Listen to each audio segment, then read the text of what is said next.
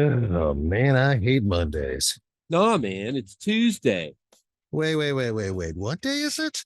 You know what day it is? Tuesday. Brewsday Tuesday. Oh, fuck yeah. Grab a cold one. It's Brewsday Tuesday, brought to you by the Cellar and Six Pack Store. Here's DreZ. You open yours a little early? Yeah, you're good. You're good. There might have been a little bit of Pre, yeah, what is that? pre-fizz release. The release, yes. It is Brewsday Tuesday, brought to you by the Southern Restaurant and Six Pack Store in downtown Blacksburg. My name is DreZ, joined along with my partner in crime on this adventure in the Bear V. I got BB in the Bear V. Hello. Hello, how are you? I'm doing great. It's a Tuesday, and I get to drink beer with my lovely wife on the radio. So we've been teasing this. 12% beer company is where I went, because I remember on a Brewsday Tuesday before I left, we were drinking Abomination beer, and we saw that it was in Connecticut. And sure enough, we were going to be really close up that way. So we saw New Haven, Connecticut, made the trip. I reached out to him, sent him a note, didn't hear anything back. So I was like, you mentioned that, it's available at 12%, but I don't see, where's your location, whatever. So 12% beer project basically brews beer. I guess you would say, as Huck would call them, a contract brewer, where a lot of beer breweries, companies, whatever, come and say, hey, these are the beers we want to make. So that's where we went. And coming to find out, they brew a lot of beer for a lot of breweries. And I'll get to them. One of them being, in my hand, I just popped the Papa Pils, a German style Pilsner. This is from, and if you want to pronounce that for me, babe. Erdita. That's, we'll go with that. Erdita. Say it's wrong. You don't know. I don't know. Erdita. I think I do remember asking them how to pronounce it, but I don't remember how it was pronounced. Coming in at 4.8%. So it says right here, brewed and packaged by 12% North Haven, Connecticut for your Dita Beer LLC. So this is one of the breweries that they're brewing beer for, and you have another one. I have one too. This is Sky Gazer Brewing, and I've definitely had quite a few of their beers at home. In from Virginia prior to going there, right? Yeah, exactly, from the cellar, from the vintage cellar. So they're very well distributed. Yeah. I mean, that's same. That's where I got the Abomination, and yeah. So they clearly just make good beers there. Yeah, a lot of good beer. I just realized you're using my phone for the video, so I don't have one to take a picture with. Give me your phone. That'll work. Yeah, we'll do that. You got to untap the beer. You got to get a photo of it. So yeah, so we were in. This was when we were staying in Connecticut, and I don't know if you want to get a photo too. We were actually staying. What am I hearing? I'm not sure. Well, we'll see if that continues. I don't know if that picked up on the mic or not, but something's making some funny noises here in the Bear V. I don't know if that was in the RV or outside. I don't know. Hopefully outside. Hopefully outside for sure. So we were staying in Connecticut with a couple of very nice older folks. I know their last name was Pool because it was called the Honey Pool because they had bees. Mm-hmm. And I think that the last show we did, it was right before we actually went out there. I think the next day we went out and they actually gave us the rundown of the bees. A lot of fun facts about bees we learned that day. Oh my gosh, yeah. The guy was a bee enthusiast to the max. Like, he knew everything there was to know about bees. And he was, we were right up there next to the hive. He was just like, just relax. He's like, they're not bothered by you. Like, if you're not bothered by them. And we were up there like watching them about their business, and it was quite amazing actually. And he said there was probably over 100,000 bees within his 7, I think, hives. Well, it was more than that, because he said the tall hive had could have 60,000 in just that one, and he had like you said 7 or so. So yeah, I would say hundreds of thousands of bees. I mean, there must have been some of them that were out busy doing their work, but busy bees. Busy bee. Yeah, I mean, but you're like you mentioned. I mean, I've always had that mentality because I remember you'd freak out when you were a kid. Oh, a bee's around, you start flailing and stuff, but they're not trying to sting you. Cause like he was saying, I mean, if they sting you, their stinger gets stuck in you and they die. Yeah, basically just their gotta whole abdomen It's ripped out. gets ripped out when they sting you. So they're dead at that point. Yeah. They're done for. And by the way, he did teach us that if you do get stung, the trick is you get like a credit card or something just like with a fine edge and you put it to the skin away from the direction that the stinger's in. So it just slides out. You don't want to grab the stinger because then that just essentially injects more of the poison into you. So that's the trick of like, you just sort of grab a credit card or something and just drag it out and it just pushes it right out. So yeah, I mean, there was just a wealth of knowledge. I mean, obviously we got some honey, which was really cool. Been using that here and there. They also gave us a bunch of green beans. They had a nice garden. So we even made honey green beans with, what else was Some in soy that? sauce and chili flakes. Yeah, that was delicious. It was really nice. Hot honey kind of deal. It was delicious. But yeah, what was your favorite, most interesting fun fact about honeybees? I loved when he was telling us about the queen bee, you know, like when she gets to the point that she feels like her hive is thriving and, you know, there's not much more for her to do. Like it's, you know, it's set. She like lays some other queen bee eggs to like bring up the next generation of queen bee. And then once they're ready, she's just like, okay, I'm going to find a new home now. And she just picks up and leaves with all the able-bodied flying bees. And then they swarm to the next location they can find. Yeah, all the other bees follow her. And by the way, so all the bees that are making honey and stuff, they're all female. The males are called drones.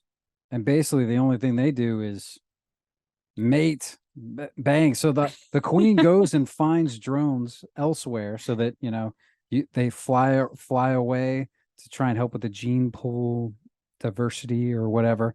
So they go and mate and the queen bee stores that semen in her for a long time, life, basically yeah. a long life, because she's laying something. He said upwards of like 1,000 some eggs a day, and then decides if she wants to disperse some semen on it to fertilize it.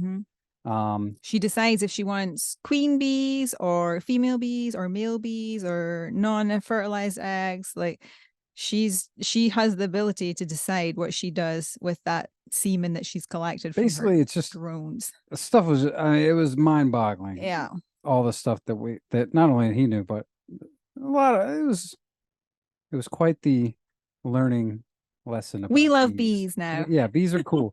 Bees are cool. Ticks are bad. Oh, We've had a lot of run-ins with ticks up here because we like to try and go and hike and do this and that. So, I mean, case in point today. So now we're in all these nice things. Well, just basically we just got a lot of bugs. We've had ants in the RV. You found an earwig, ticks. That's not good. But we are in Rochester, New Hampshire, and staying with these nice folks. And we went exploring in their backyard because they're sitting on like 6 acres. A lot of places they just have a lot of area you can go and explore. So sure enough, they had what was the thing out back that we went and saw earlier? Oh, it was a vault receiver. And so it's kind of just like a concrete kind of building, like kind of built into this hill in the woods. And we were there, we kind of looked inside, there was all these shelves. We didn't actually Google what it was till afterwards, and thank goodness, because I probably wouldn't have gone. But it turns out it's a place where they would take dead bodies in the old days, you know, to kind of sit there before they got buried. So that was pretty fun. Ripped in the woods. I was like, oh my goodness. Yeah, so that was pretty cool. So we did that, and then we and we were walking through some unkept fields and whatnot, and just looked down and just ticks all over the legs. Found another tick on me even after we came into the RV. You found a tick that actually was like attached. Oh my gosh. That was back. That was back in Connecticut when we were staying with the I thought I was safe. I had long socks on and, you know, capri kind of sports pants, but he must have managed to sneak in that little gap between my socks and my shorts. Thank goodness I decided I would go for a shower because it was so hot and sweaty. And then I looked down and there it is. I was screaming for so I'm like, quick Google search of how to get a yeah. safely remove a tick. But apparently the one it was huge, and they're apparently the dog ticks. They're not really the dangerous ticks. The deer The tick. real small ones are the ones you have to watch out for. Yeah. But it's still not pleasant to think that something's just attached onto your person. That's for sure. So ticks have been sucking, literally. And one of the things we spotted in Rhode Island, which sure enough, we spotted here, also in New Haven, when we were out gallivanting, exploring, whatever, was owls. I've never seen an owl in the wild, and now I've seen 3 because we saw the one, I think, I looked it up, I think it was a barred owl, whatever, in Rhode Island. And just on our walk earlier today, when we went to the crypt thing or whatever it was, we saw 2 screeching owls screeching back and forth. And this was broad daylight. I mean, this was like earlier around noon, lunchtime. I thought owls were nocturnal. What are they doing? I think we just stepped in on their territory. They were looking down at us and like definitely sizing us up and being like, what are these guys doing? But the funny thing is, if they just hadn't made a sound, we wouldn't have even noticed it. Yeah, they were just like screeching at us. Look up, and I was like, sure enough, there's an owl up there, man. Which was but they're so beautiful, like their big round faces. Like it really is. This has been a real treat to see that in the wild. Mm-hmm. But getting back to Connecticut, which is where 12% Beer Project was. So we did a nice little day out. We went and got some pizza at, per recommendation of I guess a former client of yours or whatever you would say. He said you got to go to a modern pizza. Modern pizza. And they've been around since, what was it, 1930s or something? Something like that, yeah. Been around a long time. He was saying, you know, best pizza in the country or whatever. It was damn good pizza. And we finally got, per Big Nate's recommendation, he was mentioning how up northeast here, they have clam pizza. So sure enough, we're like, all right, let's roll the dice. It wasn't just straight clam, which was on the menu. We got the clam casino, which had peppers and bacon on it as well. And it was phenomenal. It was real nice. I like that one better than the pepperoni, I would say. Did, yeah. The pepperoni is like, it's a staple. We got that as a backup just in case we didn't like the clam one. But the clam one was balling. Damn good. So we did that, and then we went to 12% Beer Project, where I quickly learned. So I saw online 12% Beer Project was there, and I see Skygazer, the beer you're drinking. And I was like, oh man, that's awesome. 2 great breweries right in the same building. And then I saw another one. I can't even remember what it was. But long story short, yeah, it is just one building. It's all 12%. They're just brewing beers for a lot of well-known, phenomenal breweries, including, and stop me if you've heard any of these, Evil Twin. They brew for Evil Twin. Abomination, we've already mentioned that. Skygazer. Fat Orange Cat. You might have heard of those guys. They're brewing for them as well. What else? I mean, I think I'm trying to think of what all was on the menu. I mean, I drank just about everything on the menu that day. So you could you could scroll back on my Untapped, I guess I suppose about a week or so from now, and maybe you'll find it. But I mean, I just was so surprised that they're brewing all these beers. I think he said they brew beer for about 18 different breweries, and a number of them don't even have a brewery, which I didn't realize. I mean, I've heard of, talking with Huck about Gypsy Brewers, and they kind of go around. Evil Twin, I knew that was one of them. I guess he did say that they do have a brick and mortar in New York, but I knew that Evil Twin was one of those. But I didn't realize that Skygazer and Fat Orange Cat and Abomination, all those guys were as well. But it's amazing that this one beer company is making all these delicious, fantastic beers. So that was just a real treat getting out there. And needless to say, I mean, you can see I'm wearing the shirt, 12%. Shirt aside, we spent way, way too much money on beer. You were not happy when I told you how much the bill was at the end of the day on that one. But then luckily, we went, because also I didn't realize this until I guess we were just looking for something to do. And you quickly looked up and saw that in New Haven is Yale University. I didn't even know that Yale was in New Haven. We were like 3 miles away from Yale. Exactly. So we went and did a little tour. Yeah, basically I was like, we're not going to another brewery to see. So let's find something else to do. We already spent all of our allotted beer money that day. That's for sure. Which was cool because then on the Yale tour, we discovered a lot of stuff. I mean, I didn't know much about Yale. Still didn't learn a whole lot, but it was not only Yale, but also the surrounding areas, because we kind of went to like it's all downtown-ish. And there was this place, what was it, Lou's, which claims they were one of the first places, or they were the first place. They invented the hamburger. Still calling Boshi on that. Lou's Lunch, yeah, invented the hamburger when some guy was in a real rush for his lunch. And the only thing they could think to do for him was to give him a beef patty in between two slices of toast. They just squished up some minced meat and then stuck it between two pieces of toast, which is still how they serve it today. It's still how they serve it today. And we actually went in and we got one. Yeah. Obviously. There was a nice sign that said, "Don't even ask us for ketchup." You get it with lettuce and onions. I think that was it. Maybe tomato. I can't remember. You don't like any of that stuff, so I asked for it on the side. But yeah, no ketchup, no mayonnaise, none of that. You're just getting meat between two slices of bread. Yeah. And honestly, the meat was really nice, actually. Like, I did think the patty was great. I didn't really like the toast around it. They could have maybe had the option for a burger, but I mean, the toast wasn't anything special at all. It wasn't even like Texas toast, nothing thick. It was just thin little toast, but it wasn't too bad. The establishment was really cool though. Like they hadn't changed the building or their decor since 1929 or whenever they were established, and loads of people had engraved their initials. Everything was just scratched to hell. Scratched in all the tables in the bar, and so it looked really kind of old and authentic, old school in that regard too. And then there was like a graveyard out there and secret society buildings and all that sort of stuff. I can't remember. I'd been drinking at 12% brewing for a while before we went on this tour. The buildings were lovely. All of Yale, like the area where the university was really beautiful.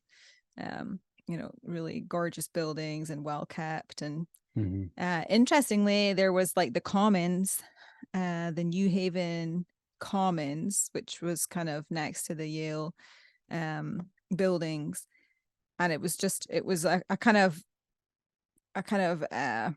area where everything happened, like back in the day. So they used to have the market there, they would graze cattle there, but then they also had like a graveyard there, and they were saying that they had moved the gravestones but not the bodies. So there was still just a bunch of bodies under the just like under this like people are playing frisbee park, where everyone is like chilling every day without realizing it.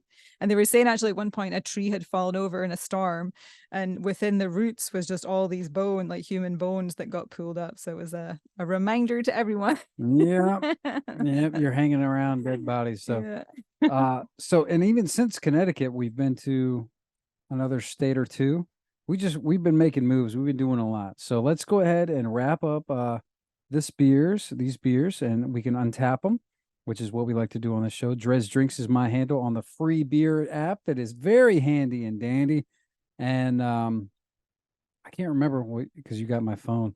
There was a milestone that I think I'm probably going to hit on this trip. I think we did the math. I had to drink like 160 different beers, and I think I will.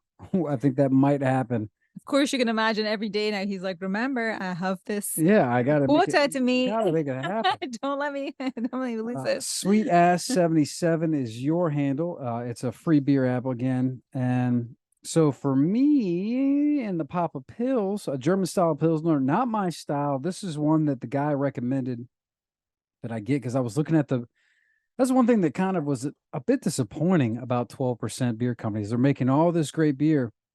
Their to-go section was a bit lackluster, in my opinion. In fact, pretty much most of the stuff to go I had already had before, which was a bit unfortunate. This one I had not, so I opted for this.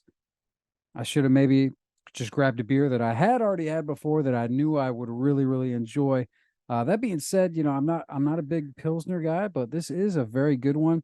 Nice and refreshing. That's what you'd expect for a Pilsner. It's only 4.8%. This is one that you can drink with a dinner. I'm a big fan. Like this beer with That modern a pizza would be good. I love a Pilsner with a pizza. I think that's why, you got those Peronis and stuff, that Italian, a lot of the Italian pizza joints will have that as a good go-to. It's for what it is a great example of a Pilsner.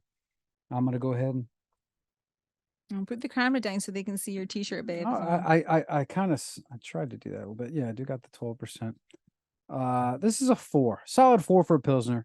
Again, not my style. It might rank higher for those that like Pilsner, but not thoroughly in love with it. How's your Sky Gazer? So this was so you got a variety 12 pack of their Sour Crush, and this is the pineapple, right? Is that what you're sipping on now? Yeah. So there was pineapple, mango, and guava. Pink guava. Oh, sorry, pink guava Mhm. in the pack. This is really good. Like it's a proper sour. It's got a little bit of the, tartness. It's really kind of rich and almost a little bit creamy as well, which I really like in a beer. It's like Rich and creamy. Got some, exactly. So I'm going to give this a 4.75. It's delicious. She loves that beer, those Sky Gazers. So we'll step aside. We'll play a tune. You got a request? You got anything you want to hear? I want to hear What the comes to Blue mind? Stones,